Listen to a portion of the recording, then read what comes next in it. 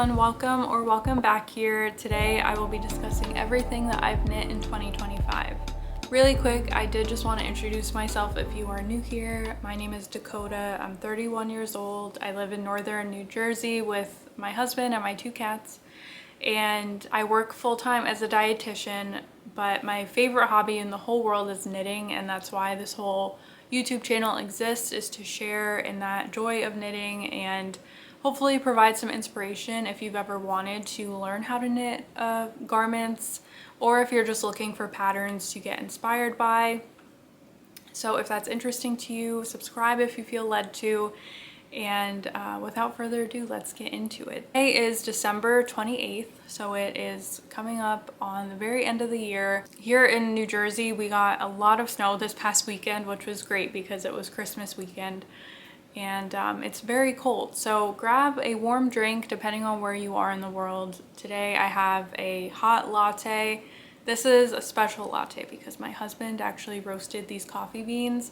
We have good friends that are coffee roasters, live nearby and roast nearby, so he got the opportunity to do that, and they're delicious. So I'll leave their coffee roaster down in the description if you're curious and want to check them out or just try some new beans from a small business. Yeah, so highly recommend them. Reflecting back on this year, I thought that I had knit a lot more than I actually did.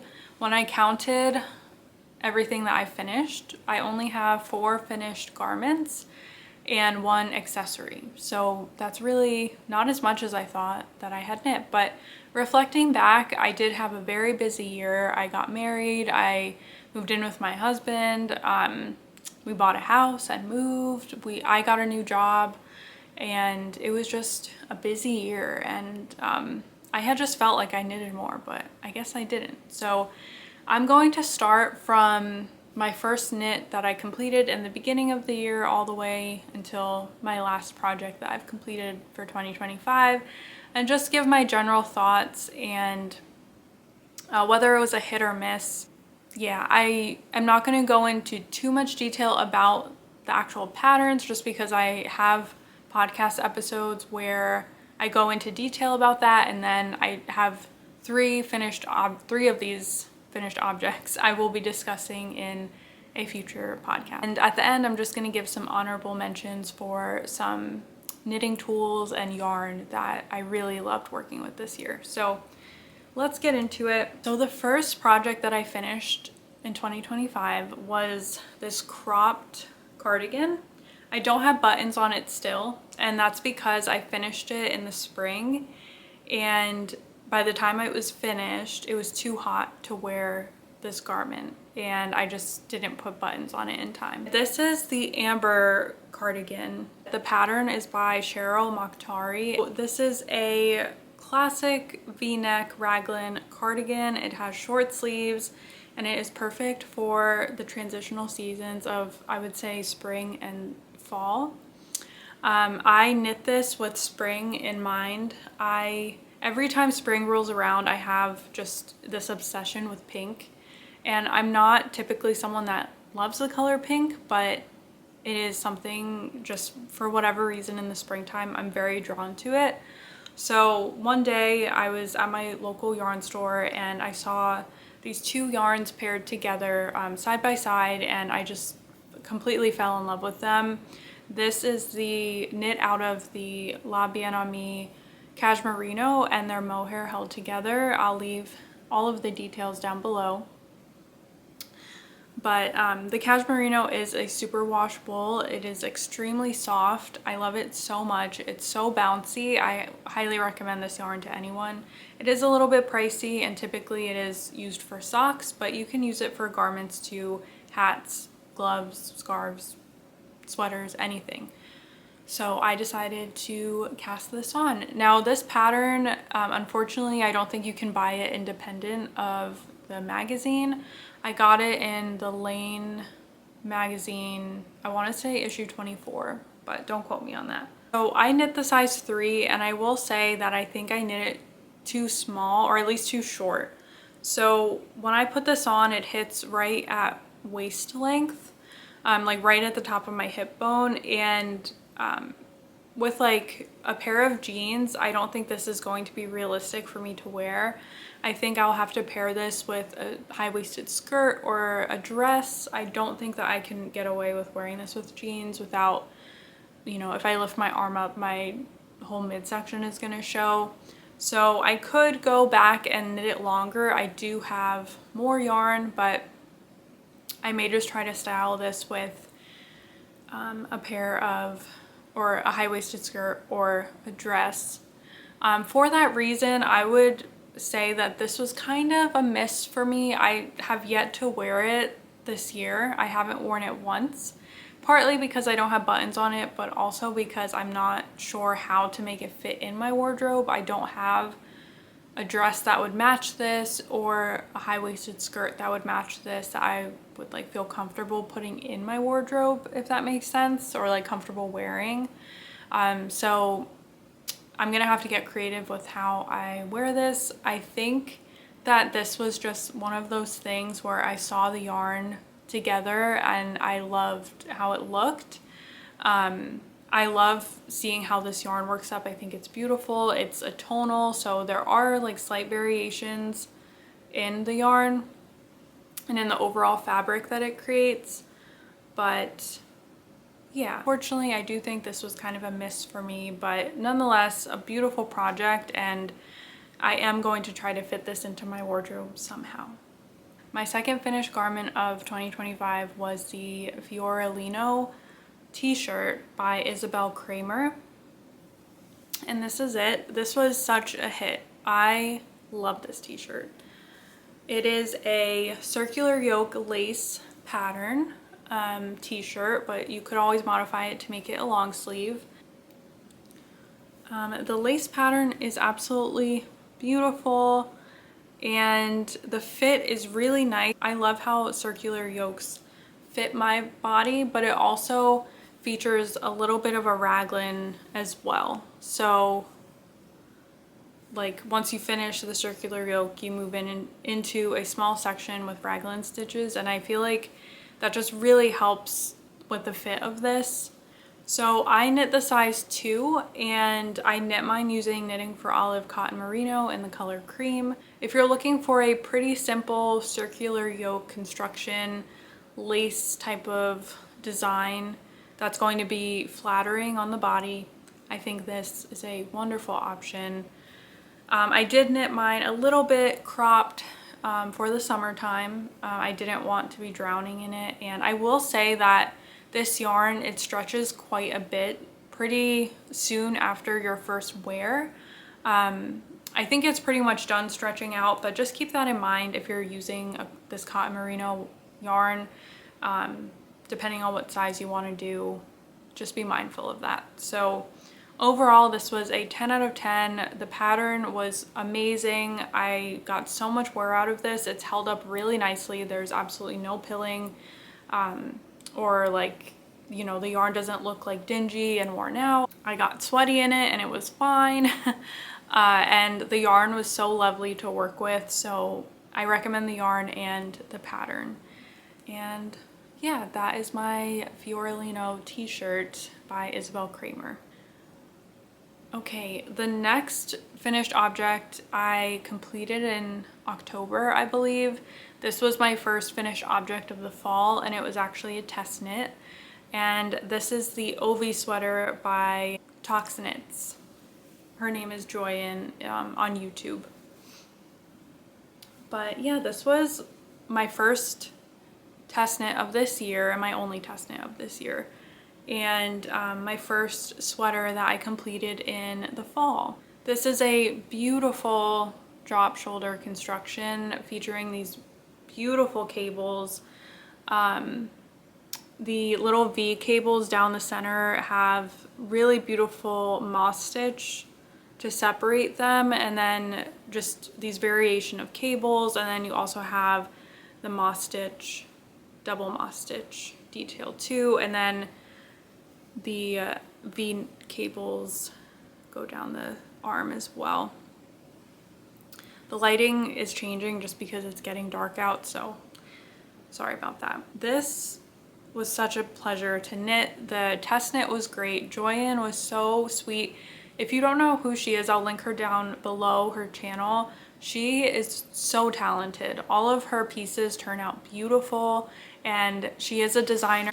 Her designs are stunning as well. I highly recommend them. I think that the pattern was so well laid out. It was easy. The repeat was so easy to follow. By, you know, the time that I was in the body, I didn't even need the charts. I am going to talk more in depth about this in a future podcast, so I won't spend too much time on the details of the pattern, but I knit mine in the size extra small, and I used Woolfolk Far, F-A-R, in this really pretty teal. It's kind of like a deep teal color. I love everything about this sweater. This was definitely a hit for me. I get so much wear out of this, to the point that now the arms are kind of pilling. I'll show you. The cuffs are definitely starting to pill a little bit, and that is maybe my only complaint with this, is the yarn.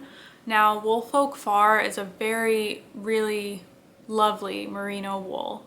It's so soft, it is extremely warm, and next to skin, it doesn't irritate my skin at all. It retains warmth so well, and it's just the softest, most buttery, bouncy yarn ever. I love it. But I will say that it kind of dilutes cables a little bit. So, I mean, I love how soft the cables look on this sweater, but I will say, like, when you first knit up the cable, it looks really crisp and fresh, but after some wear, it kind of softens out and loses its structure a little bit. The yarn can tend to look a little worn out, which is a little disappointing because it is such an expensive yarn. But at the same time, for the comfortability of this, I think it's worth it. This is actually due to get washed because I've worn it so much. I absolutely love this sweater so much. I highly recommend this pattern if you're looking for a classic cable with a little bit of a unique design down the middle. So yeah, this was a total hit for me. I absolutely love this sweater. Okay, my next finished object is actually a scarf that I designed, and I don't have a pattern for it. If you are interested, I could always write one up and post it to Ravelry. So if that's interesting to you, if you want that, let me know. But this is my first ever design, and it's a scarf. It's just a straight scarf. It's not going to fit in the frame. It starts off with a 2x2 ribbing. I really wanted like a dramatic 2x2 ribbing on each end of the scarf to separate the cable section in the middle. And then I kind of just made stuff up as I went. I separated the stitches into little sections for different cables. I have a 4-stitch cable here, a 2-stitch cable here, purl stitches in the middle, and then this diamond shape cable. The diamond cables are just a 4-stitch cable, and then I did a little twist in between each cable. And then on the sides of the scarf, I have an I-cord edge as well, just to keep it nice and clean. I definitely have a couple mistakes in here, but I'm not going to point them out. If you see them, then you know. The yarn that I chose was, again, the Woolfolk Far, and it's just so lovely. This is super soft next to skin and so warm. Yeah, this is my, I don't have a name for it, but my knit scarf that I designed. All right, and then the last finished object of this year is what I'm wearing right now, and I just finished it today. I gave it a quick steam block. I didn't actually like soak this in water, but this is my Lana Vest by Irene Lynn. I had my eye on this for so long, and I'm so happy that I finally have it in my wardrobe. This is a drop shoulder V-neck vest, cabled vest, that features a few different types of cables and a lace, kind of like a lace pattern down the middle. and a split hem at the bottom. It is meant to be oversized. I knit mine in the smallest size and it still is big, but that's how it's supposed to be. I knit this using double Sunday and one strand of double Sunday held with Sadnes Garn Alpakka lace, and they're both in this deep burgundy color. This color came out, I want to say in the fall. I had first seen Petite Knit wearing it with one of her new sweater design releases, but I wasn't quite sold on that pattern. I think it was a cardigan.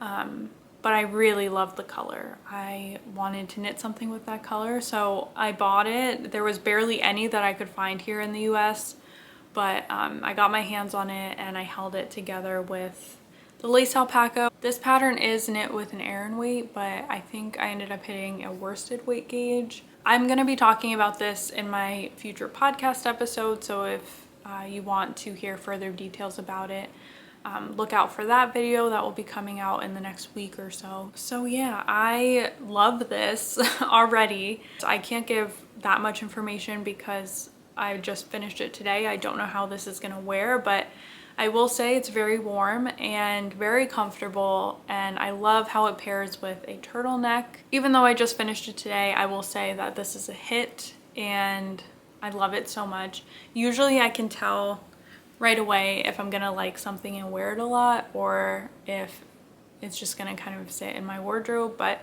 this is one that I will be wearing a lot, and I'm so glad that I finished it by the end of the year.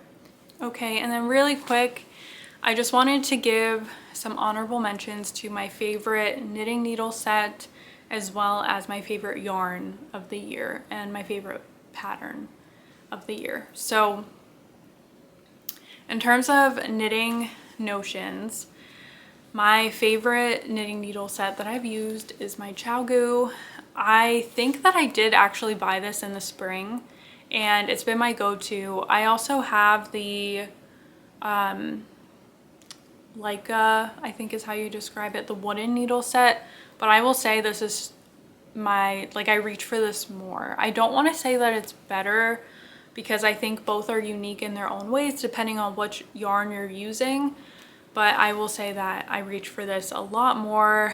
It has smaller gauge needles in it that the Leica set doesn't have, so I think that's why I end up reaching for this more. I have some of mine on projects right now, but it comes with 3 different cable sizes, and you have needle size 2.75 all the way to a 5mm, or a US 2 all the way through a US 8. And I find that I mostly am knitting garments within that range. The Leica set, it goes pretty high up to like really chunky needles, and I end up not even using those really thick needles that are made for chunky yarn. So highly recommend this. But okay, my favorite yarn of the year, I think I'm gonna have to go with the Woolfolk Far, and which kind of pains me because it's so expensive, but I loved pretty much all the yarn that I knit with this year. Why I'm choosing the Woolfolk yarn is simply because of the comfort of the yarn and the warmth. This is a 100% ultimate merino wool is what they call it, or Ovis merino wool, and yeah, it's just so comfortable. And I am pretty sensitive, whether I like to admit it or not. I'm pretty sensitive to wool and especially alpaca on my skin, so finding that really comfortable wool has been difficult for me throughout my knitting journey. And if you are like that, I know it's expensive, but I would highly recommend trying the Woolfolk if you've been searching for that perfect yarn. And then my favorite garment of the year is definitely my Ovie sweater. I love that thing so much. I will wear it into the ground.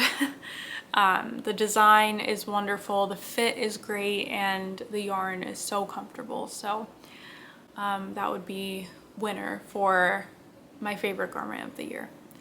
So yeah, that's everything. I hope you enjoyed this, and I would love to know your thoughts down in the comments. What was your favorite yarn? If you could leave your favorite yarn, favorite project, and favorite knitting notion from this year down in the comments, I would love that. So yeah, I'll see you guys in the new year, and please subscribe and like this video if you liked it. But I'll see you guys in the next one. Happy New Year and happy knitting. Bye.